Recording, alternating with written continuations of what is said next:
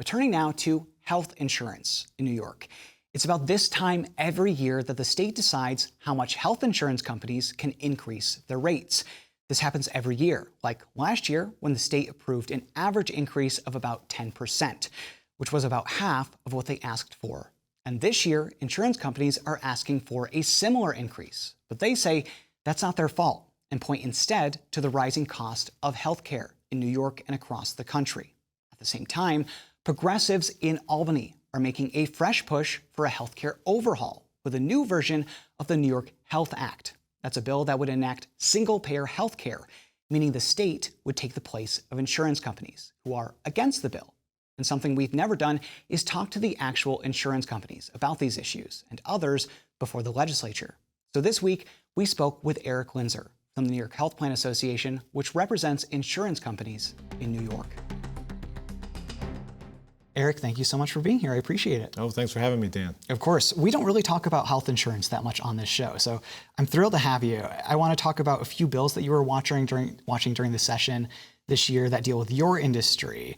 One bill that I found really interesting, it would require drug manufacturers to give at least 60 days notice if they're going to raise the price of a drug more than 16%. So I don't really pay attention that much to the price of the medication that I pick up at the pharmacy because usually it's pretty close to what I bought it for the last time. How common is it for these drug manufacturers to change these prices so abruptly? Well, each year you see pretty significant price increases. This past year alone in January, manufacturers increased the prices of drugs on about 1,000 different drugs, in some instances by more than double digits. Wow. Last year in 2022, about 850 medications got increased, again, some by double digits. And these are pretty common drugs that treat cancer, hypertension, ADHD, things that most individuals need. The real challenge with this is that while these drugs may provide tremendous clinical benefits, they shouldn't be a blank check that consumers have to pick up the tab. And really what this would do would provide employers, consumers, health plans, and providers some advance notice that you can plan appropriately before you're dealing with a significant increase at the pharmacy counter. Would the bill deal with, would it allow any kind of state entity or anything like that to push back on that proposed price increase, or is this just we're just giving you a heads up? This is a notice requirement. Now, back in the 21 state budget, the state gave the Department of Financial Services the ability to investigate price increases on drug manufacturers over 50%, but it didn't require any kind of pre-notification. This is a good consumer protection bill. Giving them requiring advance notice is a good way to help consumers think about, okay, what are my potential out-of-pocket costs? And you think about just several years ago when you saw increases for EpiPens. Anybody who has a kid with a nut allergy has 3 or 4 EpiPens.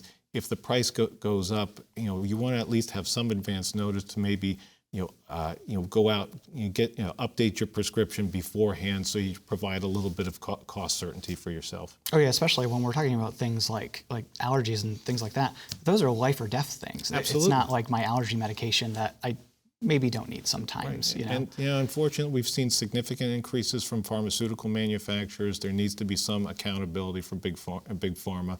This is really providing some notice. As I said, it's passed in a number of states. Our hope is that New York would follow suit and do something similar.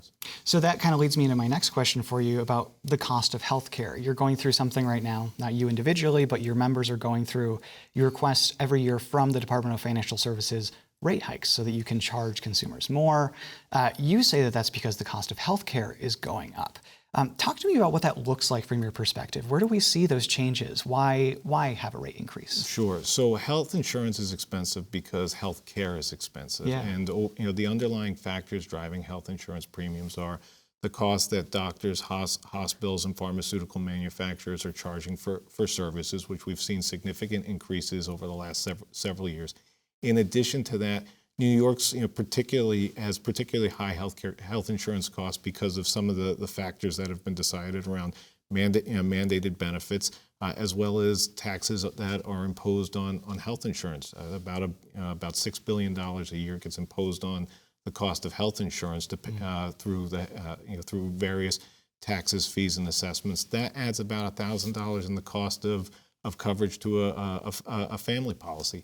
What we're seeing this year is, last year's rate increases were about 8 to 9%. The rates that got put forward in May to the Department of Financial Services were somewhere between 15 and 20%, depending upon where you are in the state, what type of coverage, whether it's individual or employer-sponsored coverage. And what that really reflects is those underlying costs. Over a 5-year period from 2017 to 2021, we saw, nationally, we saw prices for healthcare services go up about 14%. New York, they went up about 18%. And there's no indication that there's been a slowdown in those costs. In fact, with inflation and other cost pressures that providers and pharmaceutical manufacturers are putting on, those costs are going up even higher. Why are they going up so much? 18% is not a small number. Right. Do you have any indication? Is it just inflation? That's how bad inflation is, that it's trickling into the healthcare industry, or are there other costs that are being borne? Some of it, will be factors I think we're seeing in other parts of the economy. Inflation certainly is affecting the cost of healthcare, but there's also, push on by providers to increase that are charging higher prices for the services. Same thing with pharmaceutical manufacturers, as I mentioned. At the start of this year, seeing some manufacturers charge double-digit price increases for their drugs. That's even higher than inflation. And really, the question comes down to why are those costs going up? That's part of the reason I think part of the reason some of the bills that we advocated for this past session around transparency to help answer some of those questions. But at the same time, health insurance premiums are inextricably linked. When healthcare costs go up, premiums reflect those costs. Do you see a realistic scenario ever where healthcare costs could go down? So then maybe your members could request lower rates. I don't think that may happen. Well, I think there's certainly if things were done to address underlying healthcare costs. I mean, you move beyond some of the bills we talked about around price transparency. But if you were to take some of the steps to address some of the challenges in the marketplace. For example, there's legislation that we've pushed for and we hope gets taken up next year that would address some of the anti-competitive contracting practices that hospitals undertake. Where they require things like all or nothing provisions in their contracts, so that where a health plan may want to contract with one particular facility, you have to take them all on. That adds to cost. That creates dysfunctions in the market. Those types of things I think would help to address some of the challenges in the market, deal with some of those pricing pressures. We may not see a reduction in premiums, but certainly if you deal with the underlying cost, that should eventually be reflected in premiums.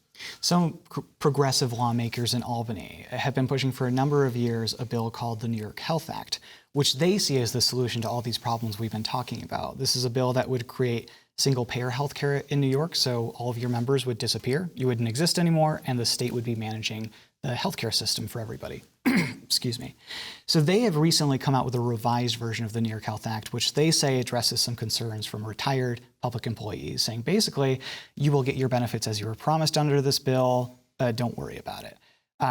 You have been against the bill, and I know you're against the revised version as well. Tell me why. Well, I mean, we believe that all New Yorkers deserve high quality, affordable health care, but they also should have the power to choose the options that best meet their needs. What the New York Health Act does is moves 20 million New Yorkers into a one-size-fits-all government-run health care system that's really that would be an untested program. And it would lead to longer wait times for individuals and take options away from seniors. That all said, there are ways to get there. We've got to get to universal coverage. We've got more than 96% of New Yorkers who are covered. There are steps including expanding the state's essential plan to enable those individuals who aren't able to participate now because of their immigration status. That's something that we'd supported. We hope that gets taken up next year. And on your point about the changes to the New York Health Act and public retirees, the bill would actually require that public retirees to pay a pretty significant tax to help fund this thing, and for many of those individuals who are getting their coverage for free right now, that would be an increase. So it really actually adversely affects a lot of public retirees in addition to many millions of New Yorkers. It has been talked about before that the jobs that would be lost from your members could be kind of changed in a way where the state oversees the program, but insurance companies administer it. So it would be kind of a state-run program, administered by your members. I've heard that talked about before. What do you think about that? Yeah, you're still dealing with the one-size-fits-all government-run program. It's that takes options and choices away from individuals. And on the job loss, while about a third of that 161,000 would come from the insurance industry, the remainder of that would come from other areas that were somewhat resistant to the economic downturn as a result of the pandemic. Finance and other industries, being some of them. So you're still talking about a pretty significant job loss as a result of the New York Health Act. It's really the wrong prescription. Really, I think what New Yorkers want is for policymakers to focus on what's working, fix what's not, and be able. And we think that taking the steps around expanding coverage, particularly for those individuals who can't access it today, individuals who are shut out because of their immigration status, is really the last big batch of individuals to get us to universal coverage. That's a better approach than upending the system for 20 million New Yorkers. All right, it's something that we will be watching. I'm curious to see if the new health chair in the Assembly makes a much major push for it next year with the Senate health chair. It's something we've been talking about for a few years now, and it doesn't seem to have made a lot of progress, but I think some lawmakers see an opportunity in the years ahead. So we will be watching that. Eric Linzer, President and CEO of the New York Health Plan Association, thank you so much. Thanks for having me, Dan. And as we mentioned, the state is currently considering new rate hikes for health insurance. We'll let you know what they decide when that happens.